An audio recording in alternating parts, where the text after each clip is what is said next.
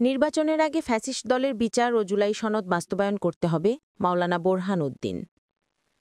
আগামী সংসদ নির্বাচনের আগেই খুনি শেখ হাসিনার বিচার নিঃশেষ করতে হবে এবং আওয়ামী লীগ ফ্যাসিস্টদের আইনের আওতায় এনে তাদের বিচার সম্পন্ন করে জুলাই সনদ বাস্তবায়ন করতে হবে বলে মন্তব্য করেছেন বাংলাদেশ জামায়াতে ইসলামীর নোয়াখালী জেলা শাখার সেক্রেটারি ও নোয়াখালী ৩ বেগমগঞ্জ আসনের সম্ভাব্য সংসদ সদস্য প্রার্থী মাওলানা বোরহান উদ্দিন।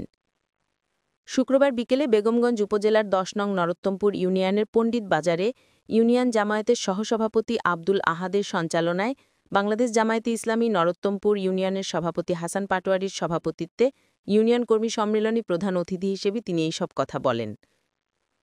অনুষ্ঠানে বিশেষ মেহমান হিসেবে উপস্থিত ছিলেন জেলা জামায়াতের সাহিত্য ও সাংস্কৃতিক সম্পাদক নাসিমুল গনি চৌধুরী মহল, বেগমগঞ্জ উপজেলা জামায়াতের আমির আবু জায়েদ, সেক্রেটারি মাওলানা আব্দুর রহিম, উপজেলা শুরো ও কর্মপরিষদের সদস্য মোহাম্মদ হাবিবুর রহমান। এই সময় আরও উপস্থিত ছিলেন ইউনিয়ন সেক্রেটারি মনির হোসেন মনির, সাবেক ওয়ার্ড শ্রমিক কল্যাণ সভাপতি মোহাম্মদ খলিল সহ ইউনিয়ন ওয়ার্ড জামায়াতের কর্মীবৃন্দ সহ আরও অনেকে।